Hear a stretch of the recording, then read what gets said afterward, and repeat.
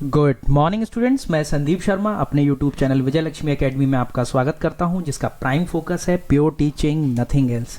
Students, जैसा कि latest अभी जो कोरोना का थ्रेट इस तरह फैला हुआ है, और आशा कर रहा हूँ, विश्वास कर रहा हूँ फिर वही कि आप आराम से होंगे, सुरक्षित होंगे, अपनी परिवार के साथ घर में एंजॉय कर रहे होंगे, क्योंकि ये लॉकडाउन का जो फेज़ 3 है वो अब आ गया है, जिसको देखते हुए ये स्पेशल जो वीडियो मैं बना रहा हूँ, ये स्पेशल वीडियो भोजन को लेते हुए या खाने को लेते हुए बना रहा हूँ। ये स्पेशल क्यों बना रहा हूँ मैं, क्योंकि आपको पता होगा कि एक जगह से दूसरी जगह बहुत से जो हमारे मजदूर भाई बहन हैं वो एक प्रदेश से दूसरे प्रदेश में माइग्रेट कर रहे हैं, और ख़ासकर ये समस्या जो हमारे यूपी, बिहार, झारखंड जैसे एरियो में बहुत ज़्यादा हो रही है।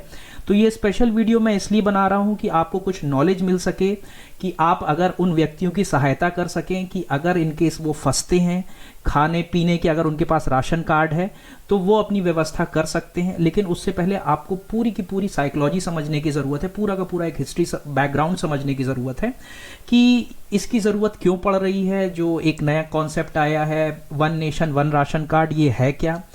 क्योंकि भोजन बहुत ज़्यादा इम्पॉर्टेंट है, भोजन के बिना कोई काम नहीं हो सकता है। ये अभी के जो इस तरह से महामारी चल रही है, इसके लिए बहुत ज़्यादा इम्पॉर्टेंट है, जिसको देखते हुए कुछ ये वीडियो मैंने स्पेशली बनाया है। आप इसको समझिए, और हो सके अगर आपको समझ में आता है तो अगर आपको कोई परिवार ऐसा दिखता है जो इससे वंचित है, जो इस स्कीम से, तो प्लीज़ आप उसकी मदद करिए, क्योंकि ऐसे विकट समय में ही अगर आप मदद करते हैं तो ये मानवता के लिए सबसे बड़ा हितकारी चीज़ होगी। चलिए हम अपने वीडियो को स्टार्ट करते हैं इन्हीं शब्दों के साथ। तो सबसे पहले अगर हम बात करें स्टूडेंट्स कि भोजन का जो अधिकार है वो अंतर्राष्ट्रीय मानवाधिकार कानून यानी इंटरनेशनल ह्यूमन राइट्स द्वारा एक स्थापित सिद्धांत है। यह सदस्य राज्य के लिए खाद्य सुरक्षा के अधिकार के सम्मान, संरक्षण और पूर्ति हेतु दायित्व का निर्धारण करता है। खाद्य सुरक्षा के अंतर्गत जो सामान्य सिद्धांत हैं उसके अंदर 4 चीज़ें बहुत ज़्यादा मेन हैं। 4 कौन कौन सी चीज़ें हैं समझते हैं।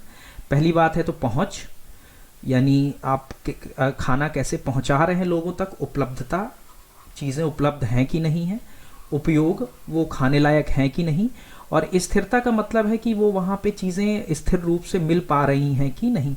ये 4 चीज़ें स्टूडेंट्स बहुत ज़्यादा इंपॉर्टेंट हैं जब हम खाद्य सुरक्षा की एक सरकार क्या करती है, बात करती है। जैसे कि एक बच्चे की आप तस्वीर देख सकते हैं, इसमें वो सपोर्ट ही एक बच्ची कर रही कि आई एम हंग्री, और इस समय आपको बता दूं बहुत भयानक स्थिति है पूरे दुनिया के अंदर, और खासकर तो भारत, क्योंकि ये दूसरा सबसे बड़ा एक तरीके से जनसंख्या वाला देश है दुनिया का। चलिए आगे बढ़ते हैं। इसको समझने के लिए सरकार ने 2013 में आपको ये राष्ट्रीय खाद्य सुरक्षा अधिनियम 2013 आया। ये लागू हुआ है स्टूडेंट्स 10 सितंबर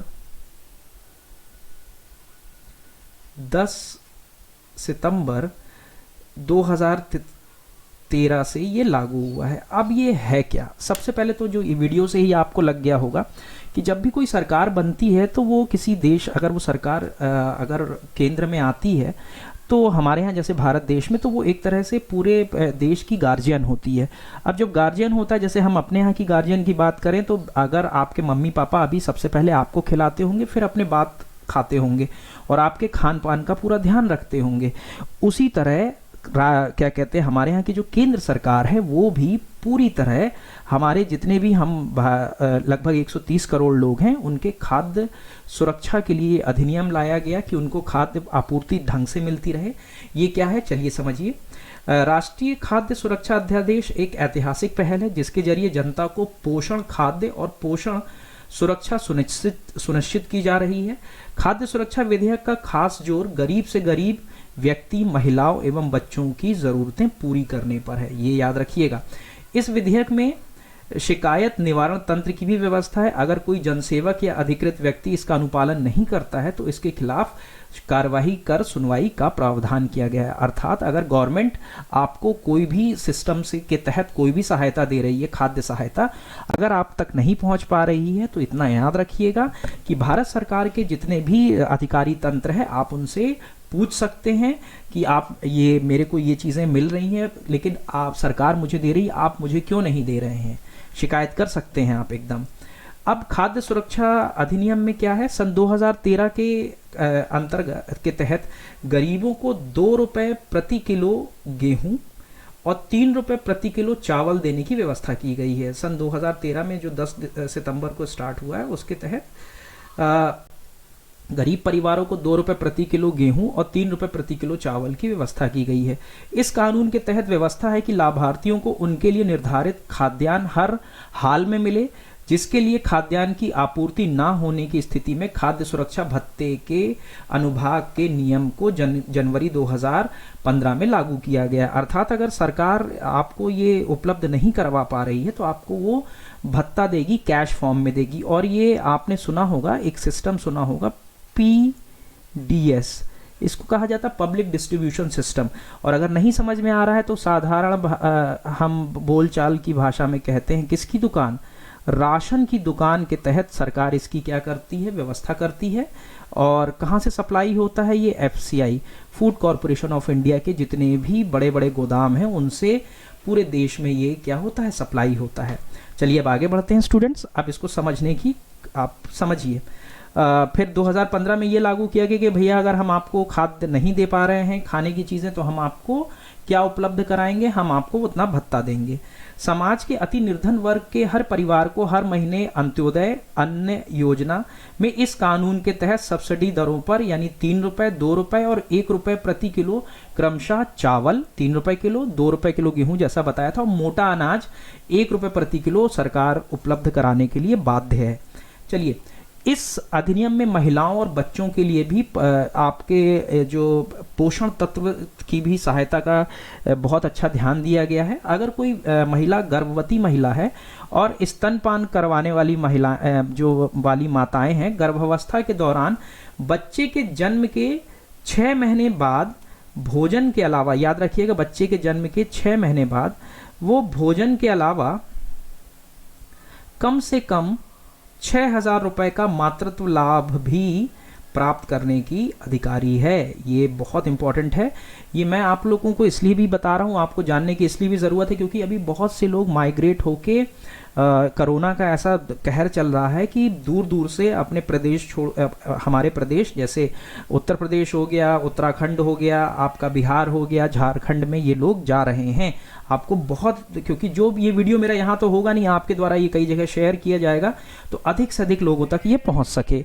चलिए अब इसके बाद अगर हम बात करते हैं स्टूडेंट्स, तो 14 वर्ष तक की आयु के बच्चे भी निर्धारित पोषण मानकों के आधार पर भोजन प्राप्त करने के अधिकार हैं। इस अधिनियम के अनुसार हकदारी के खाद्यान्नों अथवा भोजनों की आपूर्ति नहीं किए जाने की स्थिति में लाभार्थी खाद्य सुरक्षा भत्ता प्राप्त करेगा, यानी भत्ता आपको मिलेगा। इस अधिनियम में जिला और राज्य स्तरों पर शिकायत निपटारण तंत्र के प्रावधान भी किया गया, जैसे मैंने बताया था कि आप शिकायत कर सकते हैं अगर आपको चीज़ें नहीं मिल रही है। पारदर्शिता और जवाबदेही सुनिश्चित करने के लिए भी इस अधिनियम में अलग से क्या किया गया है, प्रावधान किया गया है। तो आपको एक चीज़ और बता दें, केंद्रीय उपभोक्ता मामले, खाद्य एवं सार्वजनिक वितरण मंत्रालय, ministry of consumer affairs, food and public distribution ने 1 जून 2020 तक पूरे देश में एक इसी सिस्टम को लागू करते हुए एक राशन यानी एक राष्ट्र और एक राशन कार्ड यानी 1 नेशन 1 राशन कार्ड की घोषणा की गई है। अब इसको हम प्रैक्टिकल आपको स्टूडेंट समझाते हैं कि ये है क्या, कैसे योजना की गई है। पहले इसके प्रमुख बिंदु समझ लीजिए। सबसे पहला बिंदु है कि सभी राशन कार्डों को आधार कार्ड से जोड़ने और पॉइंट ऑफ सेल मशीन के माध्यम से खाद्यान्न वितरण की व्यवस्था अपने अंतिम चरण में है, यानी कि 1 जुलाई 2020 तक इसको लागू करने का है। अभी मैं आपको समझाऊंगा। सबसे पहले ये स्टार्ट हुई थी आंध्र प्रदेश में, स्टार्ट हुआ था गुजरात, हरियाणा, झारखंड, कर्नाटक, केरल, महाराष्ट्र, राजस्थान, तेलंगाना और त्रिपुरा जैसे 10 राज्यों में ये आरंभ हुआ था सन 2019 में। तथा खाद्यान्न वितरण का 100% कार्य पॉइंट ऑफ सेल मशीन, आपको बताऊंगा पॉइंट ऑफ सेल मशीन होती कैसी है, अभी आपको चित्र द्वारा समझाएंगे हम। साथ ही इन राज्यों में सार्वजनिक वितरण की सभी दुकानों को इंटरनेट से जोड़ा जा चुका है। इन राज्यों में लाभार्थी सार्वजनिक वितरण की किसी भी दुकान से अनाज प्राप्त कर सकते हैं। इसको मैं प्रैक्टिकल आपको समझाऊंगा। और ये आपको अगर नहीं समझ में आ रहा है ये व्हाट इज रिगार्डिंग टू ये सार्वजनिक वितरण प्रणाली, तो PDS सिस्टम कहा जाता है, और भी सरल मैंने बताया था इसको राशन की दुकान भी कहा जाता है। राशन की दुकान, इसको सरकार क्या कर रही है, सारी दुकानों को एक दूसरे से लिंक कर रही है। चलिए सभी सार्वजनिक वितरण प्रणालियों को डिपो ऑनलाइन प्रणाली DOS के साथ जोड़ा जा रहा है ताकि राष्ट्रीय खाद्य सुरक्षा अधिनियम के लाभों को लोगों तक पहुंचाने में कोई अवरोध ना हो।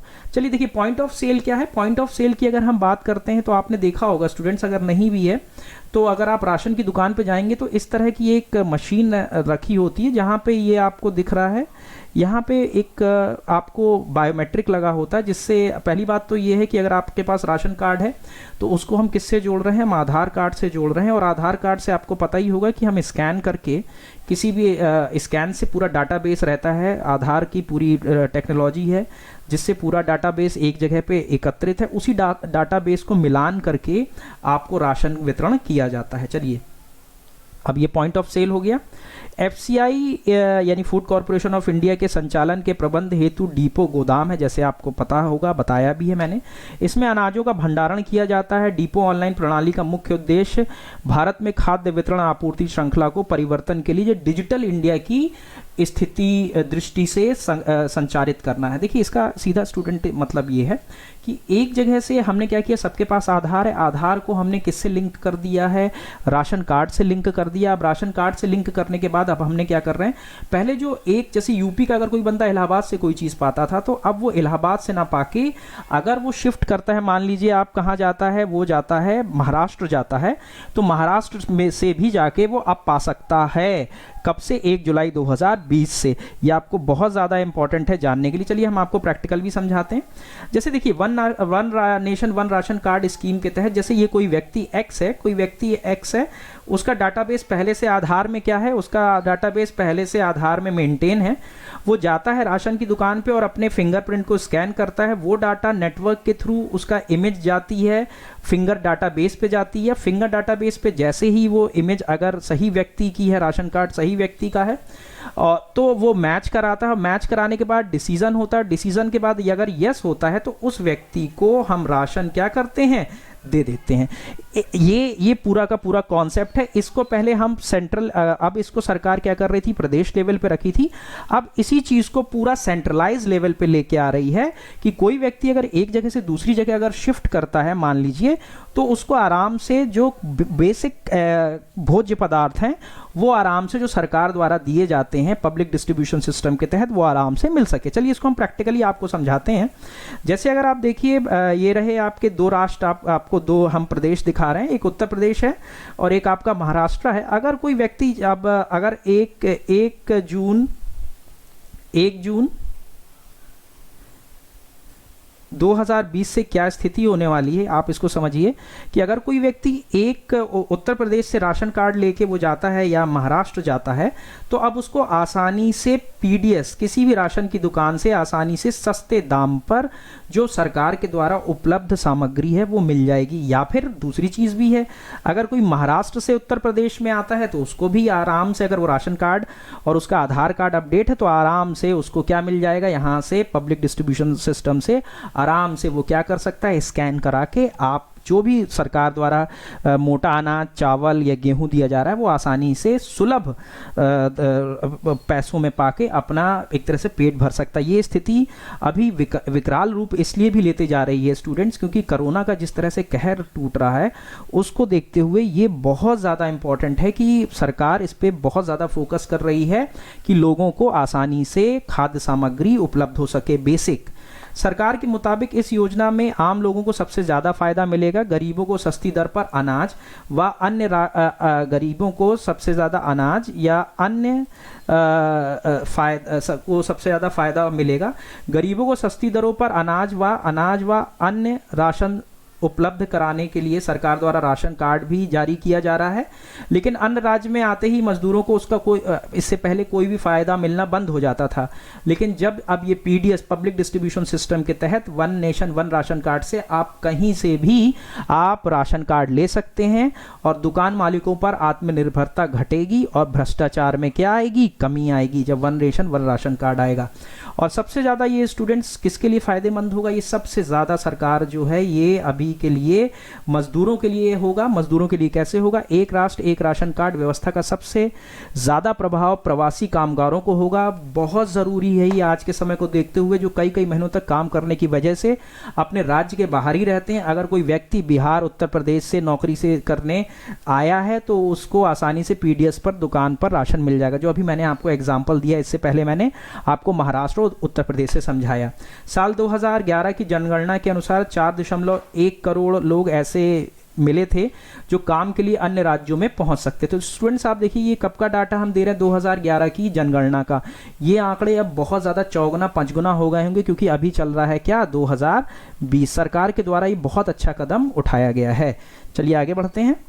कोरोना काल में घरों से बाहर रहने वाले यूपी बिहार के प्रवासी लोगों के लिए फिलहाल बहुत राहत भरी खबर है। अब वह अपने राशन कार्ड से जहां रह रहे हैं वहीं से राशन ले सकेंगे। One nation one ration card योजना में अब यूपी बिहार पंजाब सहित देशों के 5 और राज्य जुड़ गए हैं। केंद्रीय खाद्य एवं उपभोक्ता मंत्रालय के मंत्री रामविलास पासवान ने शुक्रवार को यह ऐलान किया। अब यानी आज से बता दें आपको, 3 मई 2020 से लगभग कितने 17 राज्य इस one nation one ration card की स्कीम से जुड़ चुके हैं। और आने वाले समय में पूरे के पूरे जो हमारे जितने भी जिले हैं और जितने भी हमारे प्रदेश हैं वो one nation one ration card scheme से जुड़ेंगे, जिससे पूरे इंडिया में आसानी से लोगों को खाद्यान्न जो सरकार के द्वारा सस्ते रेट पे दिया जा रहा है, कि जो न्यूनतम आवश्यकता है उसको वो क्या कर पाएँ, पूरा कर पाएँ, उसको देखते हुए सरकार के द्वारा ये लागू किया गया है। ये सरकार के द्वारा बहुत अच्छा फैसला है। स्टूडेंट्स प्लीज़, आशा है आपको ये ज़रूर वीडियो पसंद आया होगा। अगर आपको कमेंट सेक्शन में ज़रूर जाके लिखिए कि इसमें और क्या आप डेवलपमेंट चाहते हैं, और प्लीज़ अगर हो सके तो इसको शेयर करिए, क्योंकि अगर ये किसी एक अगर व्यक्ति के पास पहुंचता है तो उसको नॉलेज होगी। तब तक के लिए हम अगले वीडियो का आप इंतज़ार करिए। स्टे सेफ, घर में रहिए। तब तक के लिए गुड लक।